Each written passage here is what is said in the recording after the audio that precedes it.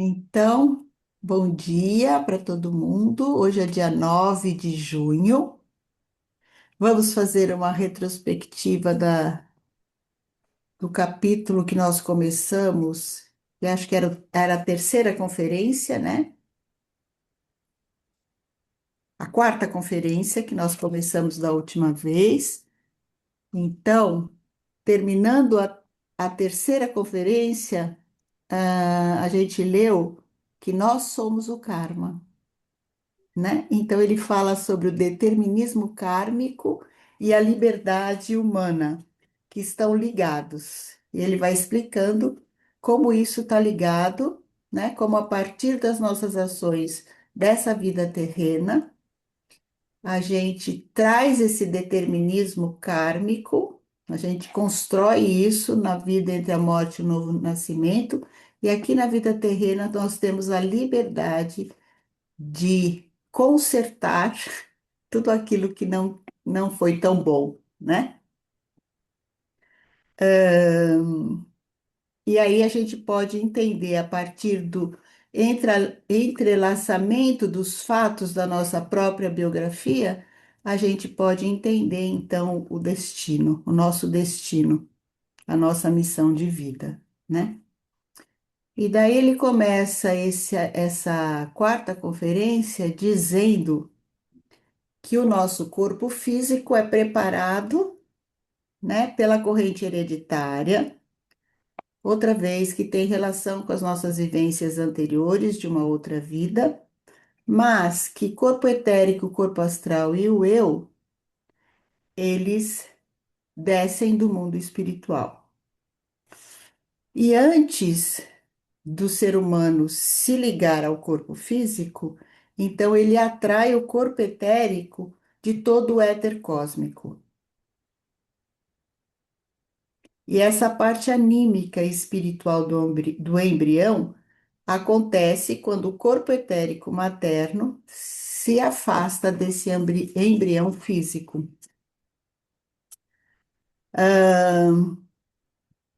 Então, aí o ser humano se une ao embrião físico quando existe esse afastamento, né? Então, o corpo físico vem da corrente hereditária, a organização etérica do éter cósmico, e o astral, que é a nossa vida inconsciente aqui na Terra, contém tudo aquilo que resulta da vida entre a morte e o novo nascimento.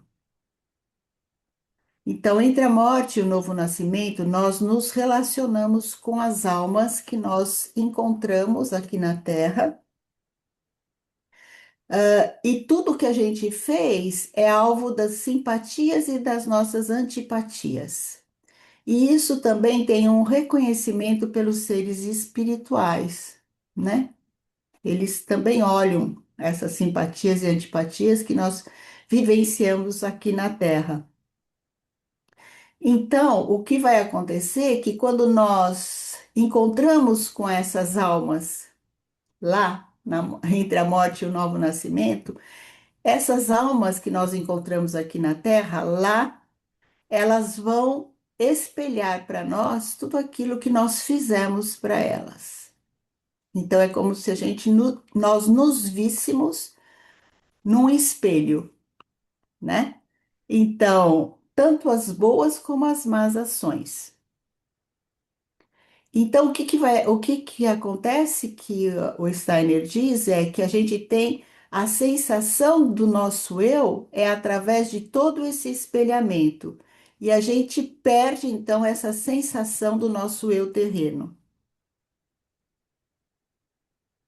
Então a gente tem uma convivência íntima de acordo com essas almas, de acordo com as relações que nós fizemos aqui na Terra. E aí ele ainda diz que vamos estruturando esse corpo astral no último terço da vida entre a morte e o novo nascimento, de acordo com essas imagens que nos são refletidas. Então, o que acontece é que o corpo astral ele é condensado e quando a gente desce do mundo espiritual, nós trazemos tudo isso como reflexo dos atos que nós fizemos aqui. Esse é o impulso que nós temos aqui na Terra para o encontro, para os encontros que nós fazemos, né? Então, os nossos pés, lembram que a gente já leu isso, né? Os nossos pés nos levam para esses encontros, mesmo que a gente não tenha consciência para isso. Então, e ele ainda diz que existe uma diferença muito grande quando as minhas ações aqui na Terra estão relacionadas só com o senso de dever ou quando eu faço isso com amor, né? Quando eu faço pelo senso de dever, eu entro talvez numa indiferença, né? É algo que não sai do meu coração e isso vai me trazer numa próxima vida, ele diz na terceira vida, vai me trazer sofrimento. Ao passo que, se eu faço com amor, isso vai me tornar uma pessoa alegre, uma pessoa calorosa. E esse calor é emanado por essas almas com as quais eu entrei em contato na vida entre a morte e o novo nascimento, que refletiram em mim esse calor que eu. Esse calor é refletido em mim a partir do amor que eu dei a essas pessoas. E por isso você é uma pessoa alegre. E quando a gente entra nesse lugar do sofrimento, do ódio, é como se a gente perdesse o sentido e a direção da nossa vida. Acho que foi isso. Alguém gostaria de colocar alguma coisa?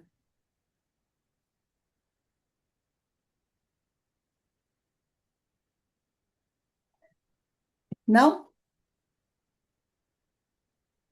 Cris, quer colocar alguma coisa a mais? Não? Então eu acho que a gente poderia continuar a ler. Nós estamos na página 86 e estamos no último parágrafo, não é isso? Os senhores dirão: de fato vivenciamos tanto sofrimento. Será que tudo isso resulta de um ódio mais ou menos pronunciado na vida terrena anterior?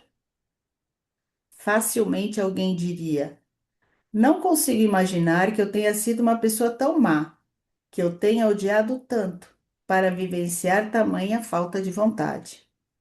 Pois bem, quando nesse âmbito se pretende pensar com imparcialidade, é preciso estar ciente quão grande é a ilusão que é tão benfazeja e a qual se entrega tão facilmente quando se trata de querer acreditar que não se tem sentimentos de antipatia em relação a outras pessoas.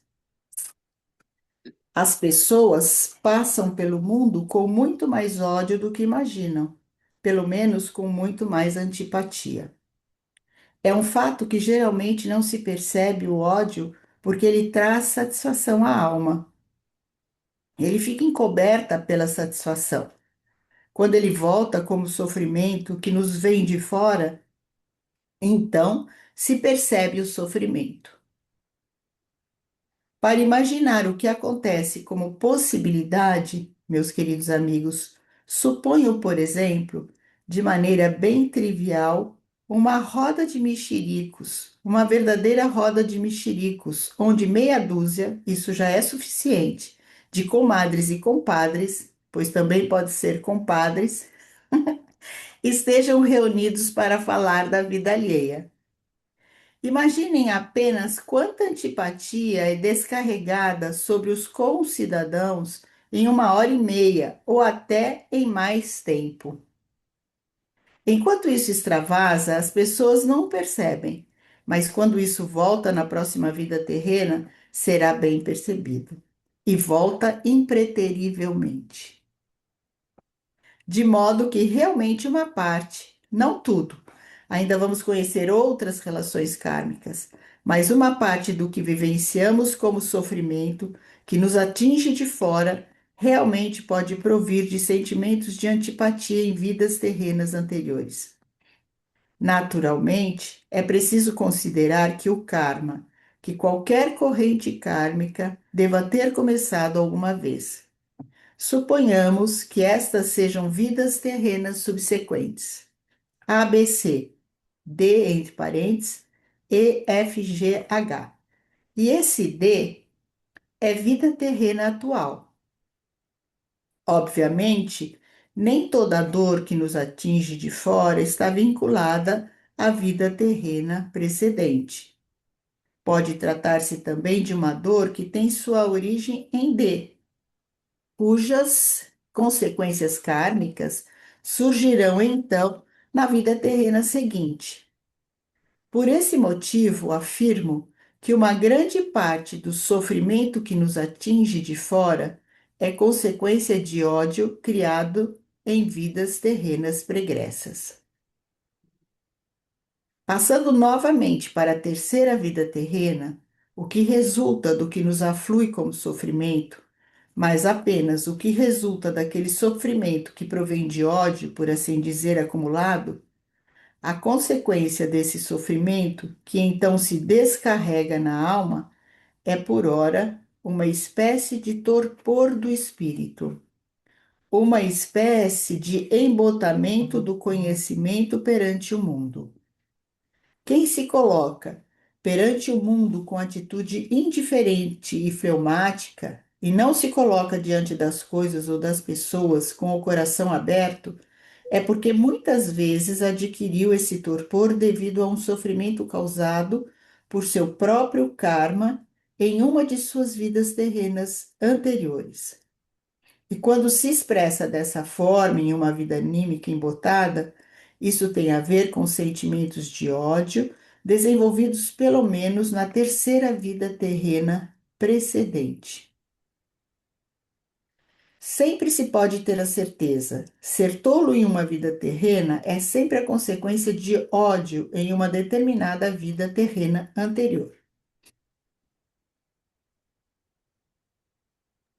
É por isso a Que? frase, né? A mais.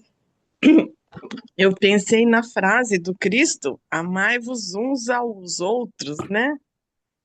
Sim, Amai o próximo como a ti mesmo. Olha, eu pois amo todos vocês, viu? é isso. Gente. Só fazer um comentário dessa coisa do ódio, porque quando fala ódio é uma coisa assim, é um impacto, né? É um sentimento muito forte. O que é isso? Quando eu fiz a formação no aconselhamento biográfico e tem um módulo que se fala disso, foi um susto e todos nós, ai, ódio, não, nunca senti, não tem nada na minha vida que tenha tido esse sentimento horrível. E aqui o Steiner fala da fofoca.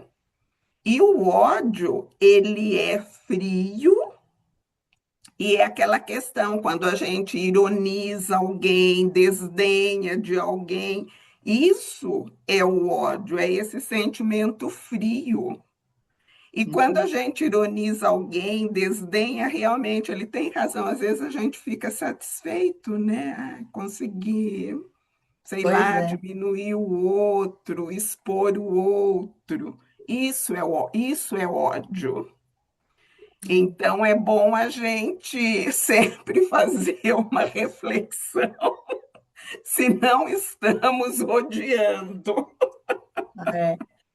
O sarcasmo, né, Cris? Isso A indiferença, o sarcasmo, tudo isso é a fofoca, simples, o tititi já é. já está ali. Fala, Então, Vocês conhecem esse livro aqui? sim. Tá? Aqui nas duas últimas conferências, ele fala essa questão do ódio e da indiferença, né? O nosso esqueleto nos leva à indiferença e o nosso sangue ao ódio. Então, isso ele chama bem atenção. E esse ódio é como a Cris falou, é uma coisa porque a gente não se choca. Lógico que é ódio, é uma indiferença e um ódio que a gente tem dentro da gente e não se dá conta que o ódio seria matar o outro. Não, não, não precisa ser assim. Só de falar mal do outro, de fazer. Bom, enfim, as fofocagens todas, né, que acontece, isso também é ódio, claro que é ódio. Sim, é É. isso. Ah, Então, obrigada. eu quero, posso falar assim uma coisa que eu fico aqui lendo e conversando com meus botões, né? Essa questão do amor e da indiferença, o ódio, a gente pode dar o nome que quiser, porque talvez a gente não saiba exatamente quando é um, quando é outro, né? Ódio, raiva, indiferença, pode estar carregada de ódio, uma indiferença. Aí eu fico sempre num lugar dentro da convivência social, né? Nós temos um desafio como humanidade enorme nesse momento, né? Eu estou falando da minha perspectiva, tá? Que eu tenho certeza que deve estar muito errado ou distante do que seria a verdade, mas só estou abrindo meu coração, porque essa ferramenta aqui, que é tão maravilhosa, que nos aproxima, permite que a gente esteja aqui, ao mesmo tempo, como eu percebo, ela alimenta a indiferença e o ódio. Quando a gente, por exemplo, vê que sempre houveram guerras, né? Mas a gente levava um tempo para saber e depois precisava ler os livros de história para entender o que tinha acontecido, etc. Hoje é em tempo real e a nossa, então eu fico perguntando nesse lugar, né? Eu amo. Como é que é isso do ponto de vista do convívio social mais ampliado, né? Não sei se eu me fiz entender, porque eu me sinto muito assim, sofro internamente com aquilo, com a minha impotência, que pode ser uma indiferença. Não sei se vocês estão entendendo. E mesmo quando eu tomo dentro de mim um partido, né? Vou dar um exemplo bem claro, assim, o que está acontecendo em Gaza, no Líbano, no Irã, etc. Eu tomo um partido internamente, eu fico indignada, porque para mim morte, qualquer morte não faz sentido, né?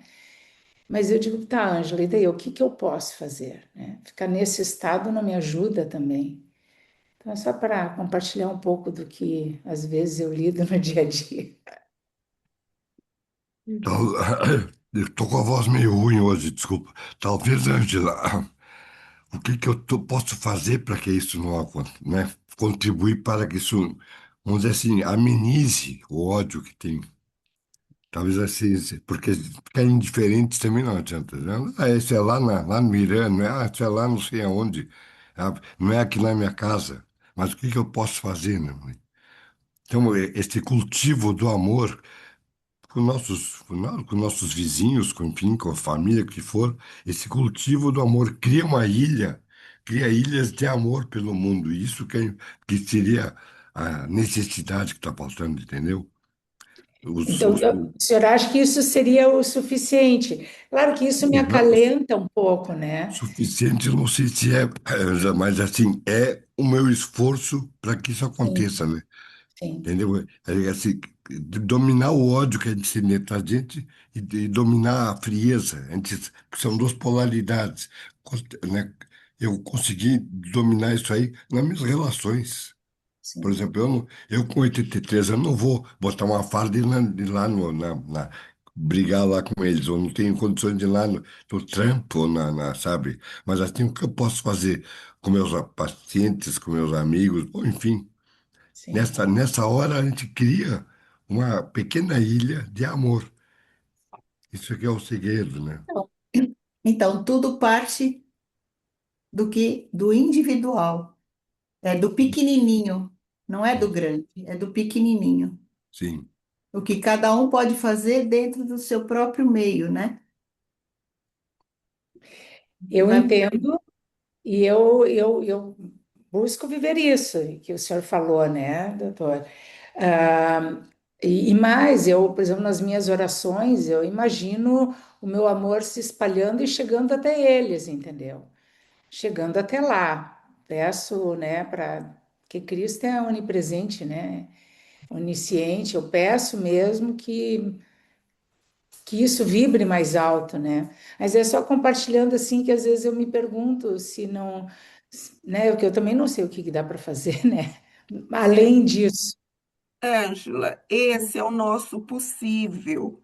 E não tem aquelas que contam que o Steiner disse que se era um número pequeno de pessoas tivesse orado, tivesse trabalhado, a Primeira Guerra Mundial não teria acontecido.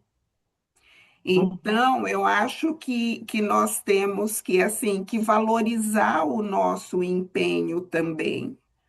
Se estamos sendo genuínos, acreditar nisso. É. Não ter dúvida de que o que eu estou fazendo genuinamente não tem valor. Mas é, Imagine a gente sair daí, tá numa igreja, sei lá, uma missa, um culto que for, quando sai lá fora, tem gente pedindo, tem gente maltrapilho, sei lá, tem qualquer coisa ali fora. E aí, como é que a gente olha essas pessoas? Como é que a gente se relaciona com essas pessoas que estão ali fora? Não adianta eu estou aqui dentro da igreja, rezo bonito, palavras bonitas, ó, sentimento, entendeu? Mas lá fora eu não. Então, isso, descobrir, conseguir tirar isso da. Como é que isso acontece na gente? Talvez seria assim uma expressão que eu podia dar. Eliana, eu tô com inveja da tua cadeira, Eliana, desculpa. A minha, eu tenho que comprar uma cadeira nova, é um carro. Eu tenho muita reunião, eu tenho 7, 8 reuniões por semana. A minha coluna não está aguentando mais. Então precisa procurar uma cadeira melhor, né, doutor Pois é. Paulo? Pô, desculpa a brincadeira, mas é. Mas É, tudo bem. Vamos andar mais um pouquinho. vamos. Então, considerem, porém, meus caros amigos, é aqui, né, Cris? Que a compreensão do karma não deve residir apenas em interpretar o karma para entender a vida. Que tenhamos a consciência de a vida não ser constituída apenas de um A, B, C, D, ver esquema. Devemos ter igualmente a consciência de que existem E, F, G, H, ou seja, vidas terrenas futuras, e que aquilo que desenvolvemos como conteúdo da nossa alma na vida terrena presente terá efeitos, consequências na vida terrena seguinte. Se alguém quiser ser especialmente tolo na terceira vida terrena subsequente, basta odiar bastante na vida terrena atual. Se, no entanto, quiser ter um senso livre e aberto na terceira vida subsequente, basta amar muito nessa vida terrena. Só assim o conhecimento, a compreensão do karma adquire seu valor, pois flui em nossa vontade para o futuro e tem um papel importante nesse querer que visa ao futuro. Estamos presentemente no momento da evolução da humanidade em que o inconsciente não pode mais atuar da mesma maneira que antigamente, quando nossas almas passavam por vidas terrenas anteriores, pois os seres humanos estão se tornando cada vez mais livres e conscientes. Desde o primeiro terço do século XV, estamos no período em que os seres humanos adquirem cada vez mais liberdade e consciência. Portanto, as pessoas que vivem no tempo presente já terão a sensação obscura das vidas terrenas pregressas em sua próxima vida terrena. Hoje, quando uma pessoa nota que não é muito inteligente, não atribui isso, segundo a concepção materialista, a ela mesma, mas à sua predisposição procurando a causa em sua natureza física. Quando as pessoas atuais voltarem no futuro, terão ao menos uma sensação obscura que vai inquietá-las. Caso não sejam particularmente inteligentes, deve ter havido algo relacionado com sentimento de ódio e de antipatia. Quando a gente se encontrar na próxima, a gente já vai saber disso, hein?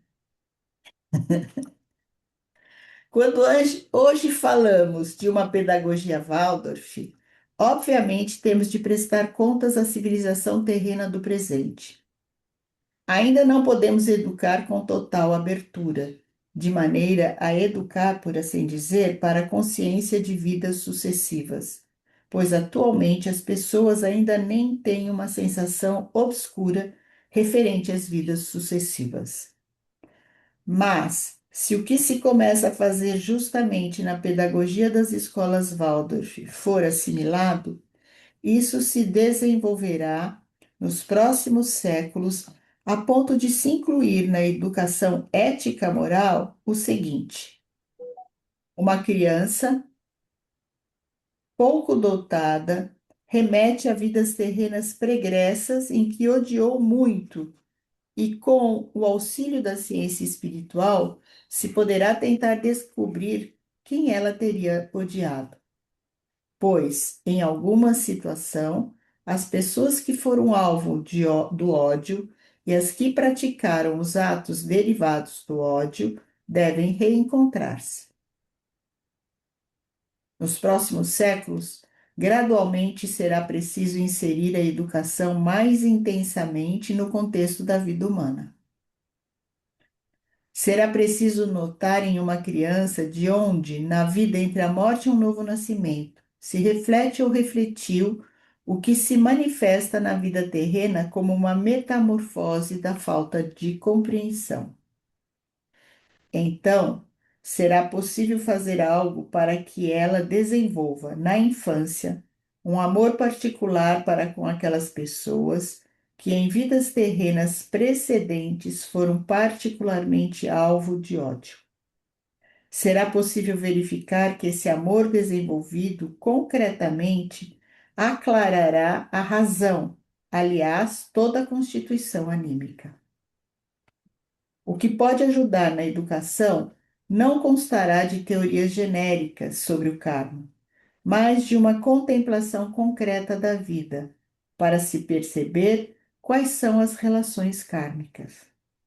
Será possível notar que é o karma que faz as crianças se agruparem em uma classe, e isso não é indiferente. Quando se transcender esse terrível descuido que reina hoje em dia, quando se mistura o material humano, entre aspas, como com frequência é designado, em uma classe com a ideia de que essa mistura realmente é devida ao acaso, ao invés de as crianças se juntarem devido ao destino, quando se conseguir superar esse terrível descuido, será possível considerar, principalmente como educador, que curiosos fios kármicos se entretecem de um para o outro a partir de vidas anteriores. Então se poderá incluir no desenvolvimento das crianças o que pode ter um efeito compensatório, porque, em certo sentido, o karma é algo que se submete ao determinismo férreo. De um determinismo férreo, podemos elaborar impreterivelmente a sequência: amor, alegria, coração aberto, ou antipatia e ódio, sofrimento, entorpecimento. Trata-se de correlações absolutas. Quando estamos diante do fluxo de um rio, também estamos diante de um determinismo absoluto, e mesmo assim, já se canalizaram rios, modificou-se seu fluxo. Da mesma forma, é possível ajustar o fluxo do karma, influenciá-lo. Isso é possível. Que forte, né?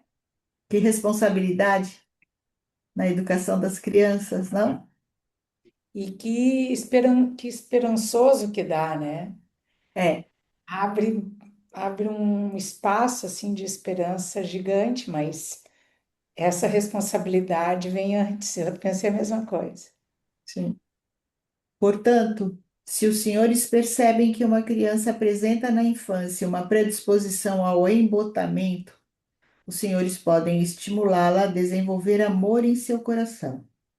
Se descobrirem com quais outras crianças a criança em questão tem afinidade kármica, e pessoas com capacidade de fazer uma observação sutil da vida já conseguem fazer isso, e conseguirem fazer com que a criança ame justamente essas crianças, realizando atos de amor para elas, notarão que, mediante o amor, podem dar um contrapeso à antipatia e poderão causar uma melhora do embotamento em uma próxima encarnação, em uma próxima vida terrena.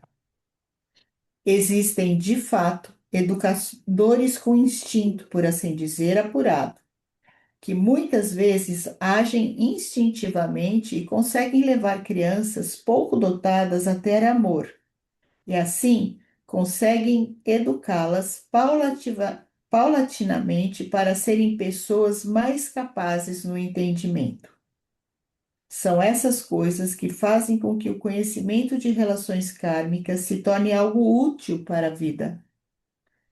Antes, porém, de prosseguirmos na observação de detalhes do karma, ainda há mais uma pergunta que deve ser posta diante de nossas almas. Perguntemo-nos: o que caracteriza, de maneira geral, a pessoa perante a qual podemos saber que estamos diante de uma relação kármica?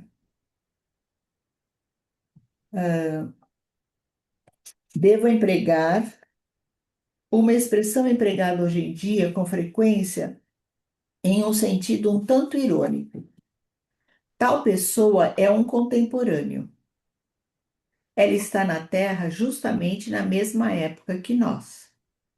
Considerando isso, os senhores dirão: se em uma vida terrena convivemos com certas pessoas, também estivemos com elas em uma vida anterior.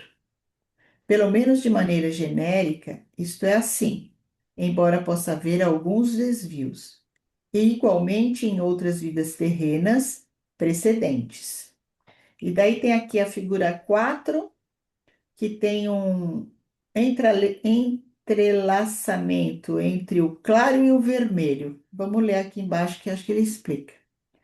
Bem, mas as pessoas que viverem 50 anos depois dos senhores também estiveram com pessoas na vida anterior. Segundo essa concepção que desenvolvemos, de maneira geral, as pessoas da sequência B não encontram as pessoas da sequência A. Trata-se de uma ideia aflitiva, mas é um pensamento verdadeiro. Ainda abordarei em outra ocasião outras questões duvidosas, que têm sua origem em perguntas que as pessoas se fazem a respeito do aumento da população na Terra, e assim por diante. Agora, porém, quero expor-lhes o seguinte pensamento. É um pensamento aflitivo, mas é verdadeiro. De fato, a continuidade de vida das pessoas na Terra processa-se em ritmos. É como se, em geral, uma leva de seres humanos fosse de uma vida terrena para outra. Uma outra leva de pessoas vai de uma vida terrena para outra. E essas duas levas, de certo modo, estão separadas uma da outra, não se encontram na vida terrena. Elas se encontram, todavia, durante o longo período entre a morte e um novo nascimento. Mas na vida terrena, realmente as coisas são tais que sempre se volta com um número restrito de pessoas para a Terra. A contemporaneidade tem um significado íntimo, uma importância íntima, justamente para as vidas sucessivas. Por quê? Para assegurar-lhes que essa questão, posso assegurar-lhes que essa questão, que de início pode ocupar-nos de maneira racional, causou-me o maior sofrimento imaginável no solo da ciência espiritual, pois é necessário descobrir a verdade sobre essa questão, a correlação intrínseca dos fatos. Desculpem-me se apresento um exemplo que realmente tem uma importância muito grande para mim e está relacionado com essa investigação. Pode-se perguntar, então, por que você não foi contemporâneo de Goethe? Pelo fato de você não ter sido um contemporâneo de Goethe, você pode deduzir aproximadamente, de acordo com essa verdade genérica, que você jamais viveu com Goethe na Terra. Ele pertence a uma outra leva de seres humanos. O que está por trás disso? Ó, Helena, posso perguntar? Ficou confuso para mim. Esse entrelaçamento seria entre a morte e o novo nascimento, porque tem esse A e esse B, né? Então, esse A e B, eles não se encontram nesse processo de encarnatório. Mas esse entrelaçamento seria esse período entre vida e morte? É, o que eu entendi é isso, que você encontra com algumas pessoas aqui na Terra e não encontra com outras. Sim, E, sim. e aí é essa pergunta que ele está fazendo. Por que que eu encontro com alguns e por que não encontro com outros? E daí ele vai responder a essa pergunta. Pelo menos foi isso que eu entendi. Não sei se vocês entenderam isso. Eu entendi isso, mas eu queria entender esse entrelaçamento, porque ele fala entre o nascimento e a morte, pode haver um tipo de convivência Sim, mas que daí você não vai encontrar aqui na na Terra. Terra. Tá. Não, isso eu entendi. Só queria entender esse entrelaçamento. Era só isso, mas isso já foi claro. Vamos ver se para adiante vai me ajudando mais. Mas já ajudou bastante. Obrigada, Helena. O que está por trás disso é aqui que a gente está, né? Sim. É preciso inverter essa pergunta. Entretanto, para inverter essa pergunta, faz-se necessário ter uma mentalidade livre, aberta, em relação à convivência humana. Deve-se conseguir formular a seguinte pergunta, e sobre ela vou ter muito a dizer aqui no futuro. O que significa ser contemporâneo de uma pessoa? E o que significa para a vida terrena conhecer uma pessoa apenas por intermédio da história? Como é isso? Ora, realmente é preciso ter uma mentalidade livre e aberta para responder a essa outra pergunta íntima. O que acontece com todas as manifestações colaterais da alma quando um contemporâneo fala com você, executa atos que o atingem? Como é isso? Depois de se ter adquirido conhecimento suficiente de como seria encontrar uma personalidade que não é contemporânea, talvez nunca tivesse sido, que talvez por isso se pode admirar ao máximo, muito mais do que qualquer pessoa contemporânea, como seria se encontrasse essa pessoa como um contemporâneo? Ou então, desculpem o aspecto pessoal, como seria se eu tivesse sido um contemporâneo de Goethe? Ora, quando se é uma pessoa indiferente, sem compreender o que pode ser um contemporâneo, não se consegue encontrar uma boa resposta para essa questão. Mas, em não sendo uma pessoa indiferente, pode-se perguntar: como seria se eu estivesse caminhando pela Schillerstraße, em Weimar, em direção ao Frauenplan? Frauenplan é a residência de Goethe, era no Frauenplan. E a Schillerstraße é uma rua de Weimar que leva até a primeira. Então, vou voltar na pergunta. Como seria se eu estivesse caminhando pela Schillerstraße, em Weimar, em direção ao Frauenplan, e o gordo conselheiro cruzasse meu caminho, quem sabe em 1826, 1827? Ora, sabe-se muito bem que isso seria intolerável. Tolera-se o contemporâneo. Não se tolera, todavia, quem não é nosso contemporâneo. De certa maneira, a atuação desse seria como um veneno para a minha vida anímica.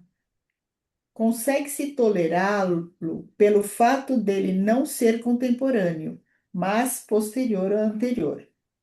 Certamente, quando não há sensibilidade para essas coisas, essas permanecem no subconsciente.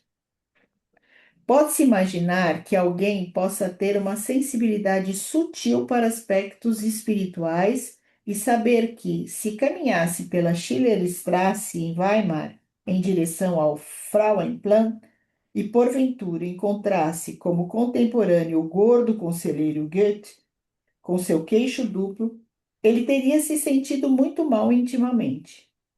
Mas quem não tem essa sensibilidade, bem, este talvez o tivesse cumprimentado.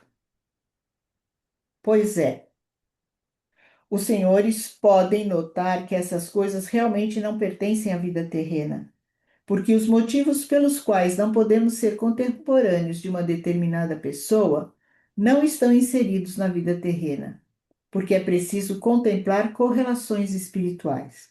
Por isso parecem ser tão paradoxais no contexto da vida terrena. No entanto, é assim, realmente é assim. Posso assegurar-lhes que escrevi com verdadeiro amor uma introdução à obra de Jean Paul. E Jean Paul trata-se de obras escolhidas do escritor Jean Paul, de 1763, 1825, com a introdução do Rudolf Steiner. Essa introdução consta igualmente em biografias e esboços biográficos. Bom, então, posso assegurar-lhes que escrevi com verdadeiro amor uma introdução à obra de Jean Paul, cujas obras foram editadas pela Biblioteca da Literatura Universal da editora Cota. Se alguma vez eu tivesse de sentar-me junto ao próprio Jean Paul em Beirute, com toda certeza eu teria tido cólicas gástricas. Isso não impede que se possa ter a maior admiração por ele. Isso vale para qualquer pessoa. Só que para a maior parte delas, isso permanece no subconsciente. Permanece no corpo astral, no corpo etérico, e não ataca o corpo físico. Pois a vivência anímica que chega a atacar o corpo físico precisa provir da consciência. Entretanto, os senhores precisam ter bem claro, meus caros amigos, que não é possível de outra forma quando se quer obter conhecimento sobre o mundo espiritual. Então, ouvem-se coisas que podem parecer grotescas, paradoxais, justamente porque o mundo espiritual é diferente do mundo físico. Naturalmente, alguém pode zombar facilmente diante da afirmação: se eu fosse contemporâneo de Jean Paul, eu teria tido cólicas gástricas se estivesse sentado ao seu lado. Para o mundo corriqueiro, banal, filisteu aqui embaixo está como burguês de espírito vulgar e estreito. Então, para o mundo corriqueiro, banal, filisteu da vida terrestre, isso naturalmente é bastante óbvio, realmente verdadeiro. Mas as leis do mundo banal, filisteu, não valem para contextos espirituais. Quando se quer entender o mundo espiritual, é preciso habituar-se a outras formas de pensar. É preciso acostumar-se a vivenciar realmente o surpreendente. Quando a consciência cotidiana lê algo sobre Goethe, naturalmente pode sentir o ímpeto de dizer: este eu gostaria de ter conhecido pessoalmente, ter-lhe apertado a mão e outras coisas semelhantes.